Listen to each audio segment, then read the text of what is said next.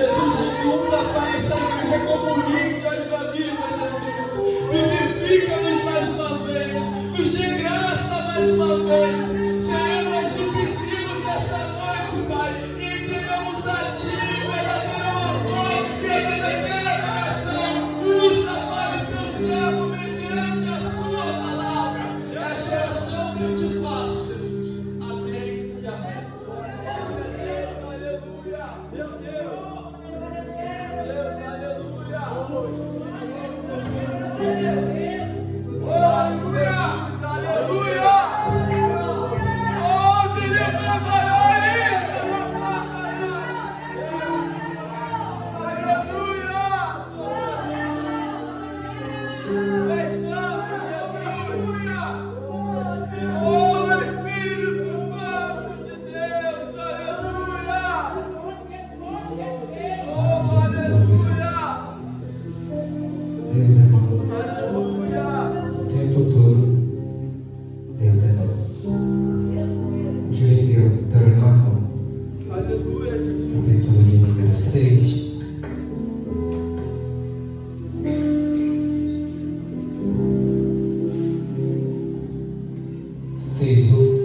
Somente diz assim: estes, pois, são os mandamentos, os estatutos, os juízos que mandou o Senhor vosso Deus para ensinar-vos, para que os cumprisse na terra a que passais a possuir.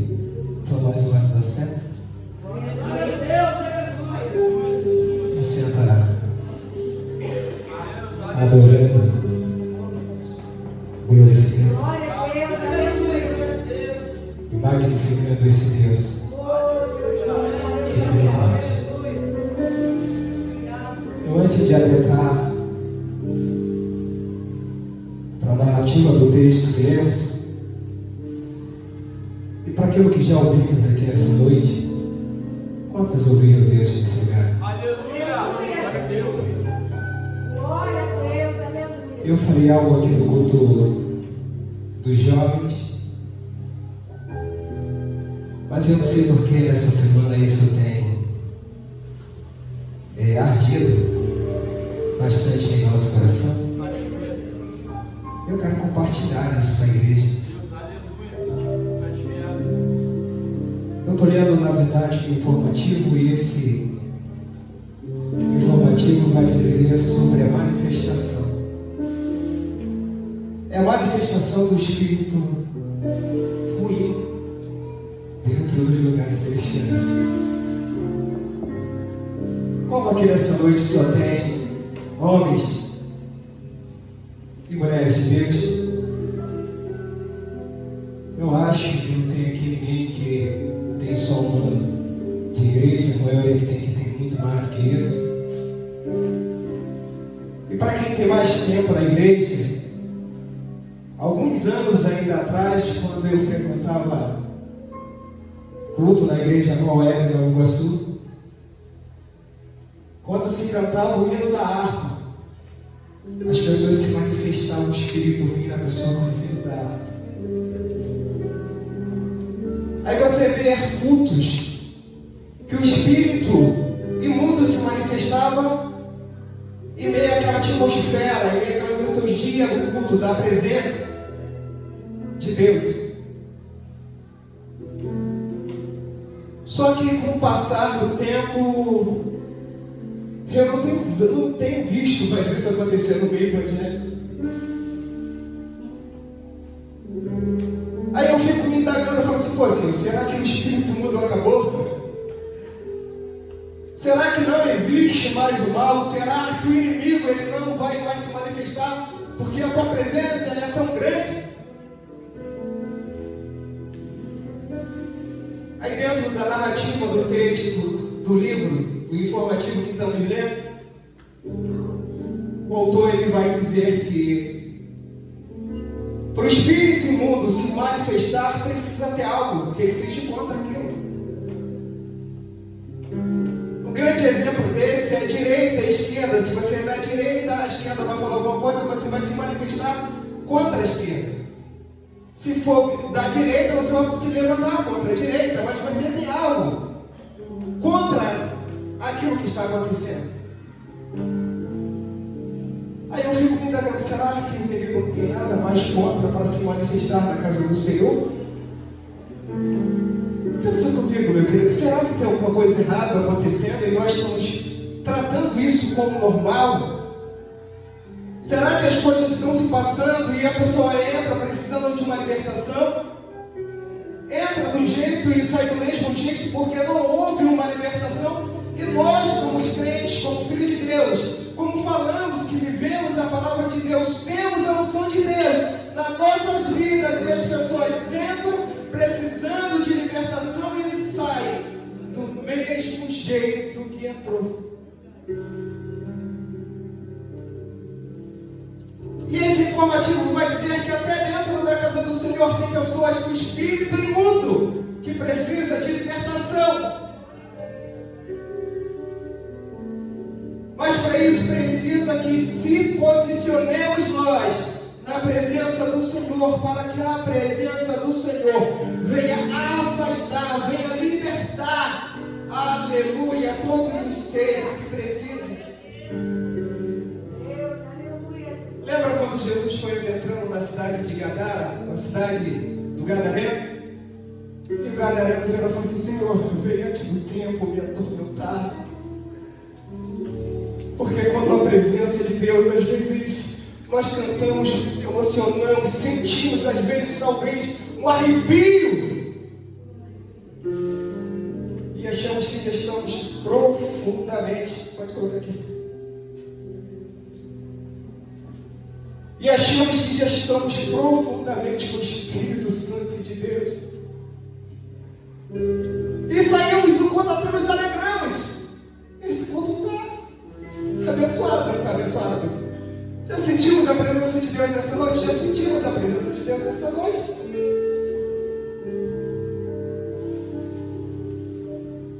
Oh, meu querido, mas Deus quer nos levar a algo muito mais profundo do que isso. Deus quer de nós uma posição para que nós possamos repreender o espírito imundo.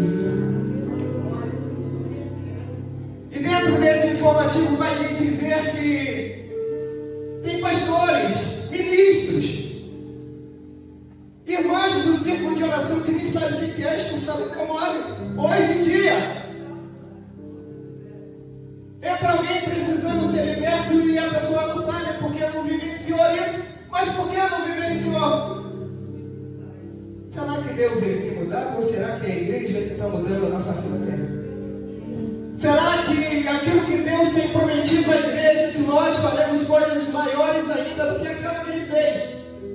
Se nós achássemos que aquilo que Deus fez é muito, a Bíblia vai dizer e Deus vai dizer para nós que nós temos poder de fazer coisas maiores ainda. Se Deus levantou o morto, Lázaro, abrir para fora, a Bíblia vai dizer que você fará coisas maiores ainda.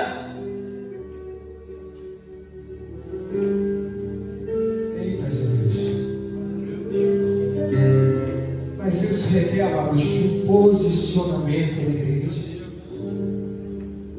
Às vezes estamos até liderando, às vezes estamos até pregando, às vezes estamos até cantando e Deus está trabalhando e o fogo automaticamente está descendo. Mas dentro de nós precisa tomar um posicionamento diante de Deus. Meu Deus. Esse livro que nós lemos, Deuteronômio,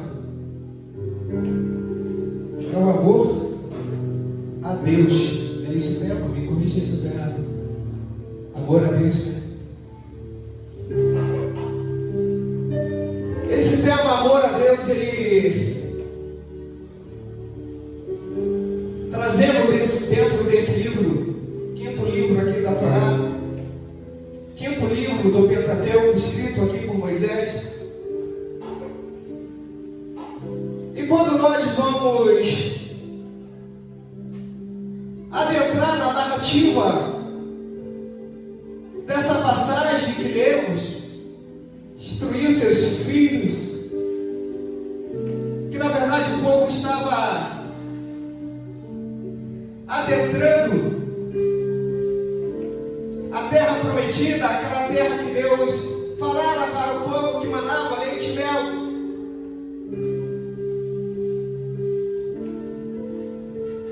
Aí a Bíblia vai dizer que dentro dessa história existia ali, ou existiu ali, mais precisamente, 3 pessoas cruciais e meias outras. Mas o ponto-chave dessa história, 3 delas, que fizeram que a narrativa, que fizeram que essa história viesse a acontecer. E que viesse a acontecer com o amor de Deus sobre a vida delas profundamente.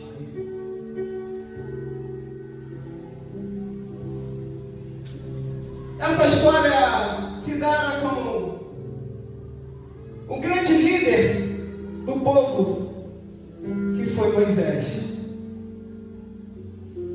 O amor que ele tinha a Deus era tão grande, que uma determinada vez Deus chegou para Moisés e falou assim: Moisés, eu vou matar todo o povo. Aí Deus vai lá, meu amor. Aí Deus vai lá dar um conselho a Moisés. Ou melhor, Moisés vai lá e dar um conselho a Deus. Senhor, se o Senhor matar aquele povo, o povo vai dizer que o Senhor é cruel, que o Senhor não presta. O povo não vai querer te seguir, não vai querer te adorar, não vai querer estar na tua presença, não vai querer estar na sua casa.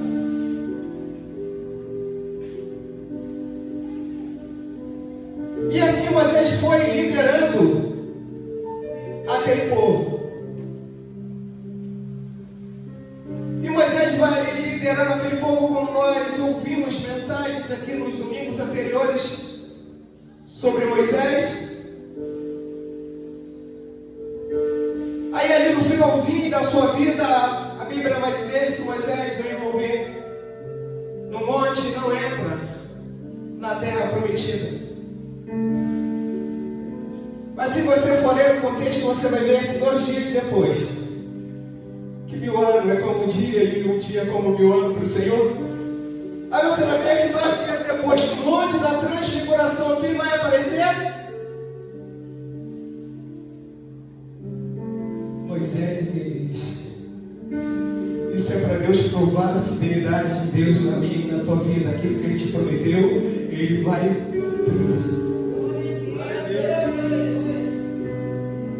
Aí aqui Moisés vem a morrer. E Josué, na verdade, vai ser o sucessor de Moisés. Só que aqui Josué, ele precisava adquirir a confiança do povo.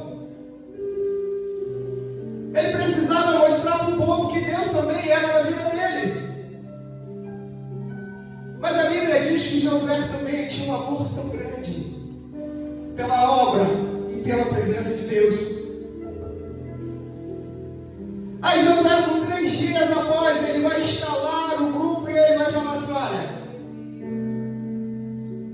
nós estamos à beira de adentrarmos na terra prometida, naquela terra que emana leite e mel, naquela terra que Deus falara, que nos daria. Aí Josué vai lá, manda preparar o povo e fala assim: não, Deus, o Senhor foi com Moisés e o Senhor tomou Moisés para si. Agora, Deus, eu preciso que o Senhor seja também na minha vida. Aí Deus vira e fala assim: seja forte e corajoso, porque eu, Senhor, não seja medroso não. Preste atenção no texto. Às vezes nós passamos desapercebido alguma coisa e queremos que Deus está conosco.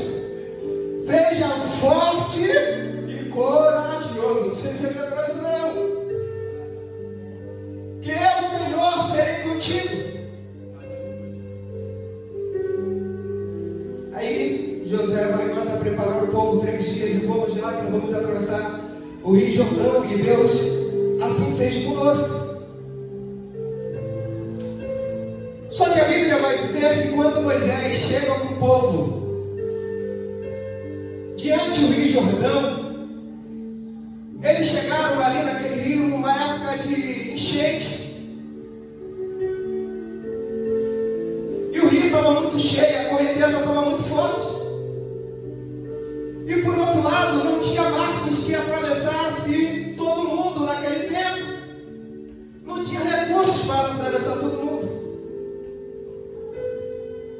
Aí Josué chega de frente àquele rio e fala assim: ó Deus, o Senhor tem sido conosco. Até aqui o Senhor tem nos ajudado. Não é agora que o Senhor vai nos abandonar. Aí ele vai e pega o sacerdote com a arca e fala assim: entra no rio. E para ali próximo ao meio daquele rio. Mas entra com a arca. Não entra sem arca, não entra com a arca da aliança, entra com o concerto com Deus. Não entra sem a presença de Deus que simbolizava a arca do Senhor. Qualquer lugar que você for entrar, entra com a presença de Deus. Porque quando nós entramos com a presença de Deus, a vitória é certa. Aí o sacerdote vai entrando ali naquele rio, e chegando próximo ao meio daquele rio, eles vão parando, conforme Josué ordenara. Aí Josué vira para o sacerdote e fala assim: ó, pega dali. Daquele lugar onde a arca está, onde a arca do concerto, da aliança está, pega dela 12 pedras desse rio, representando as 12 tribos de Israel. Os sacerdotes vão ali, pega 12 pedras daquele rio.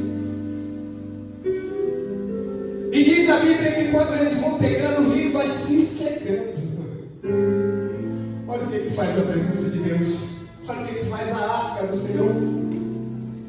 E a arca foi se secando, e o rio foi se secando, perdão. E diz a Bíblia que o povo passou no rio com os pés assim naquele lugar. Porque a presença de Deus era tremenda.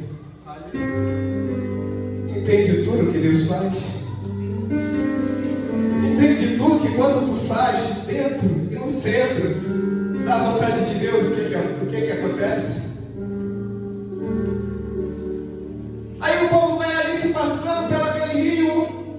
Aí chegando na margem do rio, quando todos se passaram, Josué fala assim: olha, pega essas 12 pedras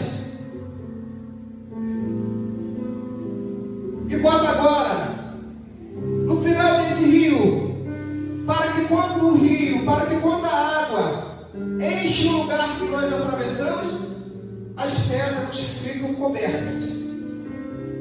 Mas todo Israel saberá que a presença de Deus passou conosco nesse lugar. A água vai passar, você não vai ver mais a pedra, mas vai trazer dentro do seu coração a presença de Deus.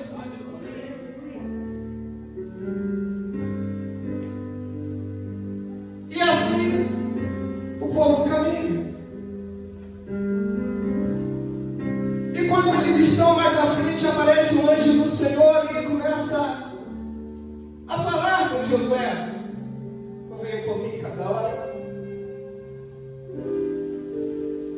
E ele começa a designar a Josué o que fazer. E Josué vai perguntar assim: você é um dos nossos ou é contra nós? Ele vai dizer assim: eu sou do céu. E você precisa adentrar em Jericó, porque para chegar em Canaã, que era a terra prometida, eles precisavam passar por Jericó. E Deus fala assim: ó José, você não fazia assim? Assim?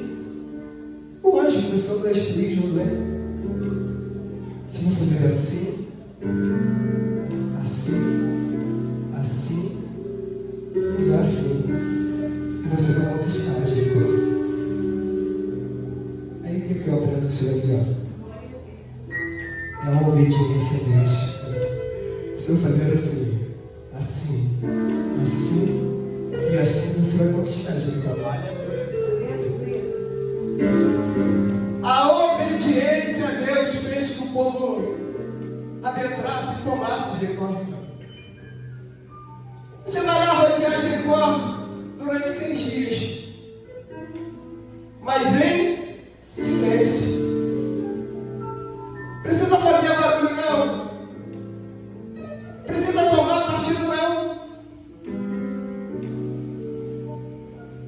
Não precisa ir lá e falar assim, não, fez lá com a minha tia, com a minha prima, eu quero ver ela fazer comigo. Não, vai em silêncio. E no 7º dia, você vai tocar a trombeta e as muralhas cairão.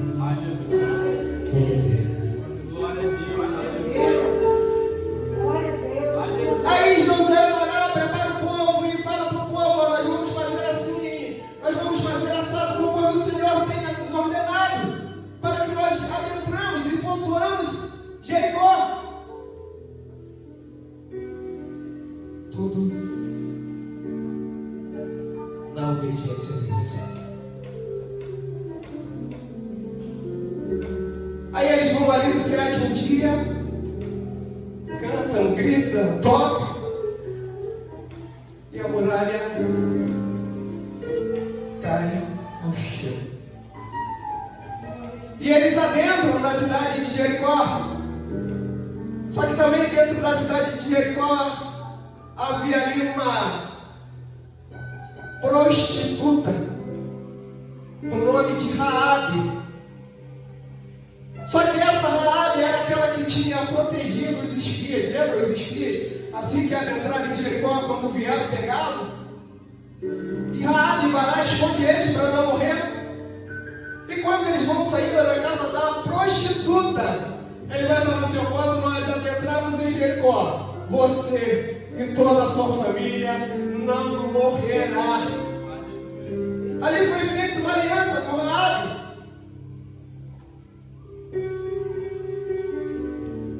E eu vejo dentro dessa história que Deus ele trabalha profundamente, seja lá na vida de quem for. E eles vão lá, começam a possuir aquela terra de Jericó. Mas isso aqui, na verdade, era um dos desafios. Ainda tinha outros milhares de desafios para eles enfrentarem para adentrar na terra prometida. Aí a Bíblia vai dizer que depois que eles adentram em Jericó, e estão ali fortalecidos, porque eles veem que realmente o Senhor é com eles, o Senhor está fazendo proeza. Abriu o Jordão, derrubou a muralha, fez com que eles entrassem em Jericó. Ah, Deus é comigo, é poderoso, eu estou bem na fita. Eu cantei e o fogo caiu, eu preguei e Deus falou poderosamente, eu já estou muito bem nesse negócio. Aí a Bíblia vai dizer que eles vão enfrentar a cidade de Ai. A cidade de Ai é a metade da população que existe em Jericó. Aí Josué vai ver que a população daquele lugar é bem menor de a que tinha em Jericó. Ele vai falar assim, não, vou mandar um grupo pequeno naquele lugar, porque Deus é conosco, nós vamos invadir Ai e depois entraremos lá na terra prometida. Nós vamos mandar só uma turma naquele lugar, porque só com uma turma nós iremos invadir e possuir aquela terra de Ai. Só que a Bíblia vai dizer que quando eles vão guerrear contra a cidade de Ai, a Bíblia vai dizer que o povo de Israel perde a batalha. A confiança que se diziam ter já não tem mais. Aí perde a batalha e Josué vai falar com Deus. Ó Senhor, está tudo certo. Ali era uma batalha já vencida. Ali nossas mãos. Jericó era pior de entrar e nós adentramos. Ai, é bem menor. Era uma guerra que não tinha como perder. Não tinha como Israel perder para Ai. Aí Josué vai falar com Deus: olha, eu não sei o que eu tenho feito de errado. Eu não sei, Deus, se preciso de alguma coisa, o que eu tenho que fazer? Aí Deus vai falar assim: olha, José, sabe por que vocês não venceram aquela guerra? Porque tem pecado na congregação. Eita Deus. Eita Pai. Eita Jeová. José, sabe por que vocês não adentraram na terra de Ai? Porque tem pecado. Tem pecado na congregação. Aí José vai começar a pedir a Deus informação: olha, Senhor, então me instrua aquilo que eu tenho que fazer. Aí Deus vira e fala assim: eu vou mostrar para você o pecado que está encoberto no meio da congregação. Cão, na verdade, ele tem guardado aquilo que vocês adentraram em Jericó, e Deus falou para não pegar nada que pertencesse a deuses estranhos. E ele tem guardado ouro e pedras preciosas. Ele tem desonrado a mim. Aí Josué vai lá e faz o voto, e vai ali, manda tirar Cã do meio do arraial, e Cã vai, morre. Agora já acabou o pecado, agora nós possamos adentrar na terra lá e possuir, né, Senhor? Agora vocês podem que eu serei contigo. Ele querendo dizer: olha, aonde tem pecado, Deus não está. Aonde tem pecado, você não vai conseguir lugar nenhum. Aonde tem pecado, você não vai adentrar em lugar nenhum. Mas aonde tem a presença de Deus, você vai adentrar e vai passar no Mar Vermelho, no Rio Jordão, em qualquer lugar que for, porque a presença é contigo. Aleluia. Glória a Deus. Aleluia.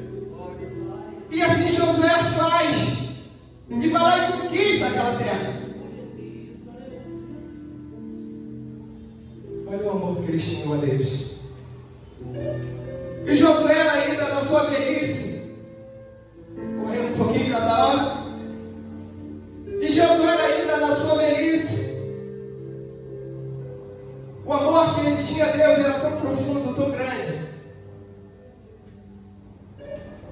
que Josué fala assim: a confiança em Deus dele era tão tremenda. A confiança de Josué na Deus era tão tremenda que ele vai dizer assim: ó, ainda certas coisas na Bíblia que eu fico deparando, eu fico lendo e falo assim: meu Deus, como eu queria ter essa convicção. Meu Deus, como eu queria ter essa força. Como eu queria ter essa certeza dentro do meu coração. Que ele vai dizer assim na sua velhice: ainda que eu venha morrer, mas a minha casa servirá o Senhor. Olha o amor profundo, amados a Deus. Ainda que eu venha morrer, mas a minha casa, todos os meus filhos, aleluia, servirão ao Senhor.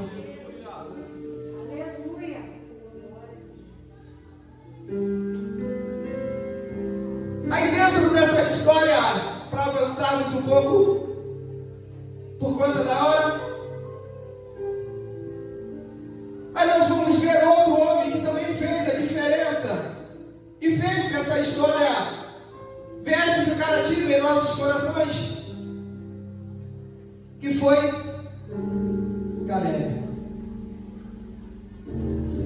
Josué e Caleb foram aqueles que foram lá na terra espiar a terra. que vão ali 10 espias, como todos sabem.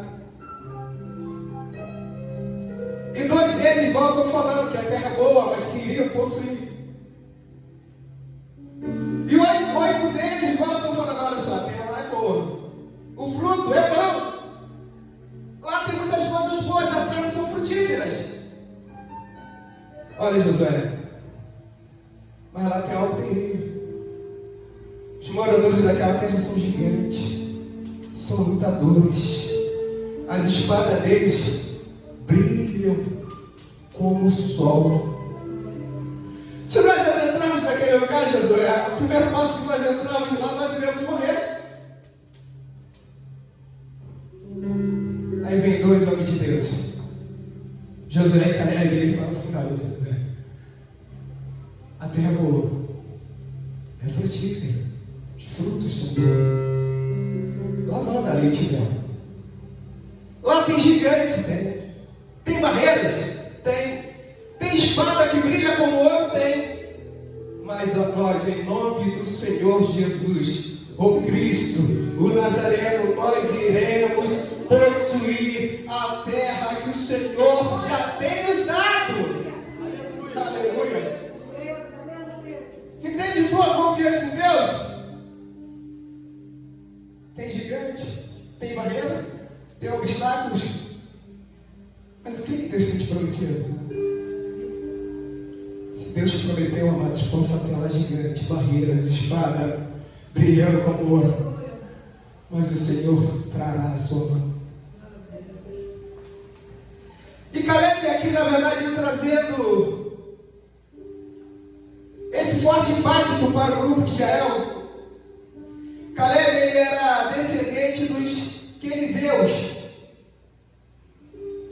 Caleb, ele não era da linhagem de Israel. Aí, se você for ver a história, a verdade, como um dos líderes, que quando Josué foi separar, Caleb, na verdade, não era nem para estar contado como um dos líderes. Ele não era para ser contado como um dos líderes para ir lá espiar a terra de Canaã. Mas quando Deus ele tem um propósito na vida do homem, Deus ele quebra o protocolo. Deus ele quebra a ciência.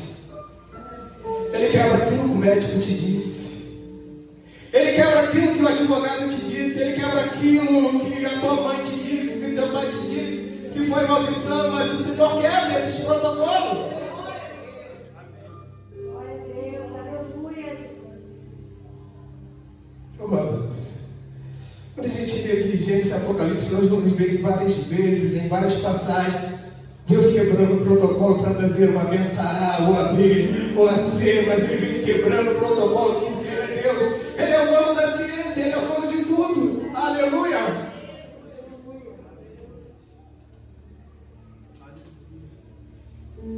Aí Caleb ali, ele vai se juntar ao povo de Israel.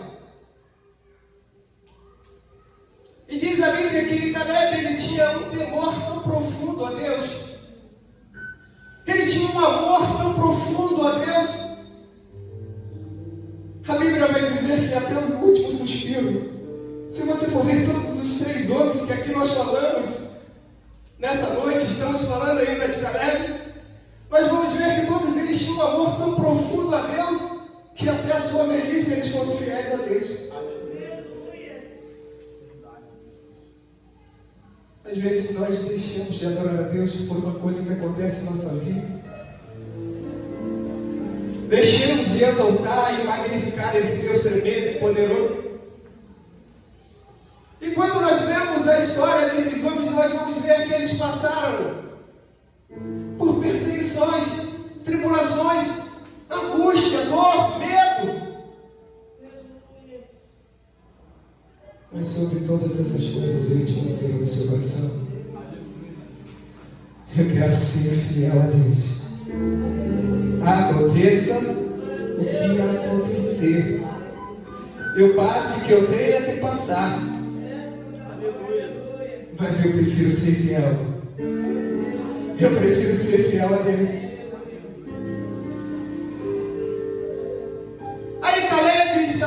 seus 40 anos que foi convocado ali para aquela guerra.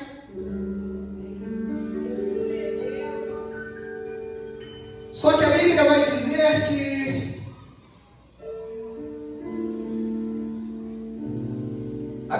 dizer que Caleb ele tinha um desejo no seu coração. E o desejo do coração de Caleb era conquistar Hebrom. Conquistar aquela terra que ele tanto almejava no seu coração. Mas por amor a Deus e a aliança que ele tinha feito a Josué, ele foi indo ali com o grupo. E foi sendo fiel a Deus. Em nenhum momento ele deixou de adorar a Deus. Em nenhum momento ele deixou de confiar em Deus. Em nenhum momento ele deixou de acreditar naquilo que Deus falara ao seu coração. Aí a Bíblia vai dizer que aos 85 anos de idade, já na sua velhice, Caleb ele vai falar com Deus. Ele fala assim: olha Deus, eu preciso conquistar aquela terra que eu tanto almejei. Eu preciso adentrar naquela terra que eu tanto almejei, ó Deus. E eu tenho certeza, ó Deus, como o Senhor tem nos dado as terras anteriores que nós temos passado, eu tenho certeza que o Senhor me dará Hebrom por herança. Só que como ele já estava avançado de idade, ele já não era mais um moço, ele já não podia ir mais para a guerra. E daí então ele vai pegar a sua filha Késia e vai falar: olha, quem for na guerra e ferir o povo de Hebrom e nós adentrarmos na terra, eu darei a minha filha para esse guerreiro casar. Aí a Bíblia vai dizer que Otoniel, que era sobrinho de Hebrom, um dos guerreiros valentes de Hebrom, a Bíblia vai dizer que ele vira para Caleb e fala assim: olha Caleb, eu irei naquele lugar e Deus te dará a terra que Ele tem te prometido, porque se Deus te prometeu, Ele vai cumprir na sua vida e na minha vida. Glória a Deus.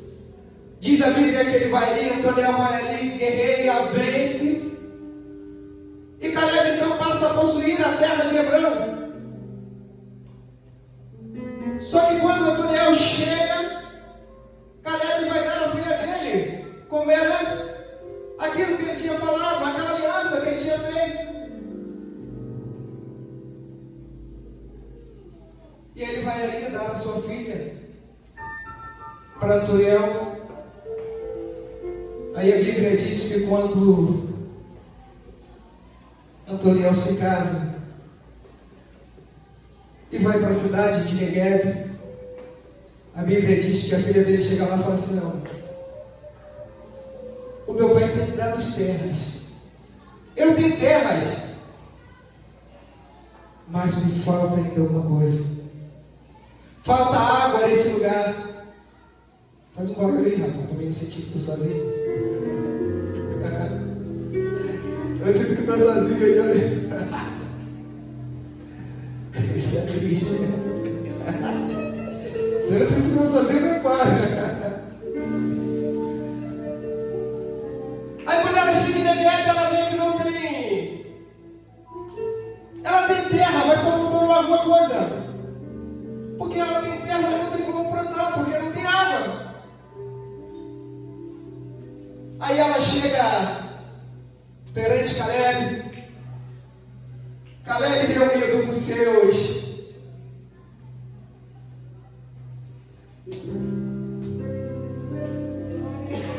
tem barulho? Faz barulho, faz um barulho.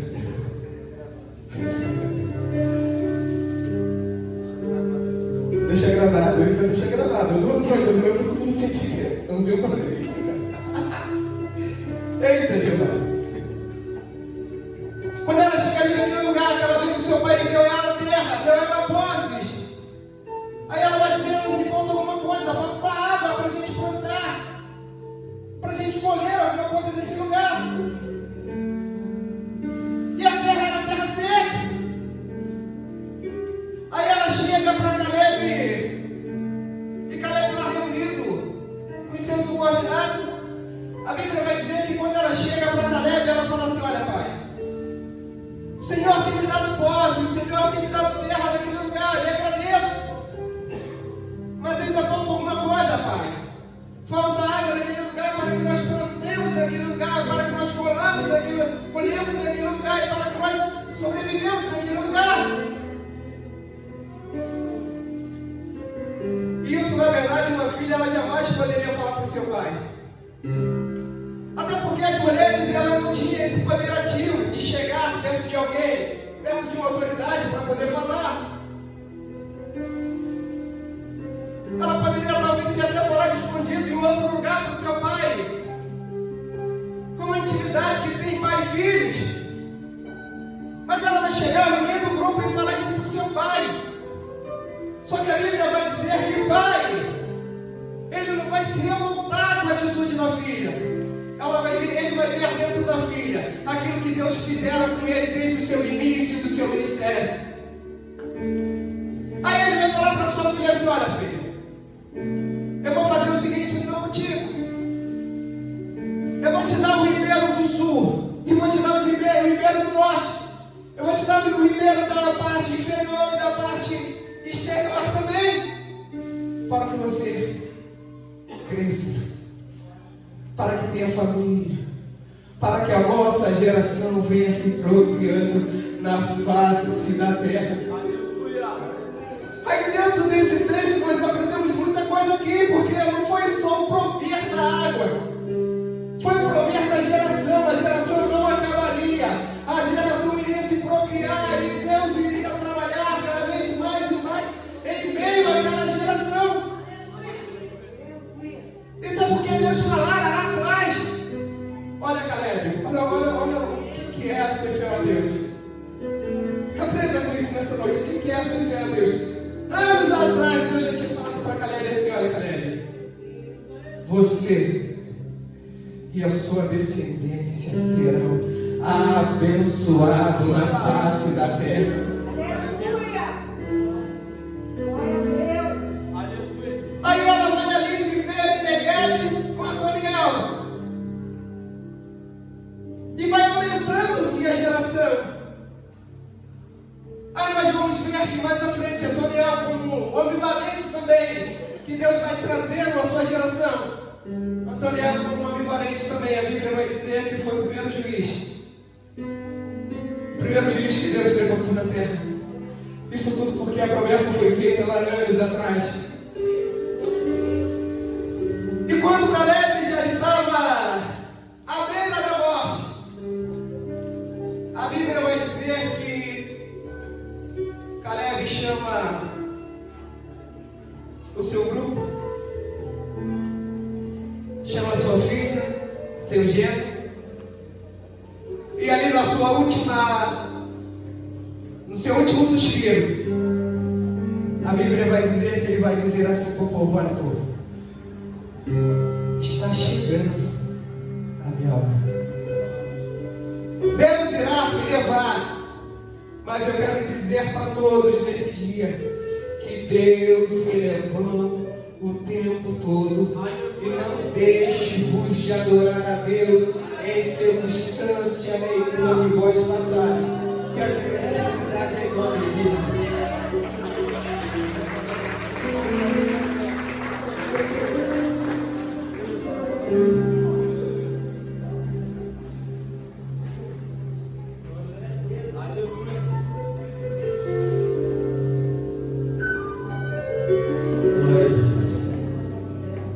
Aplauda o Senhor mais uma vez, meu irmão. Eu abençoe nosso irmão Evangelista André. Irmão, nessa noite também, a nossa irmã diaconisa Luciana está oferecendo contenções de graça. Amém? Só isso, né? Glória a Deus. Contenção de graça da Luciana. Ei! Obrigado, Senhor. Vem agradecer a Deus, vem, Luciana. Senão, coitada da Helena, não anda nem para casa hoje.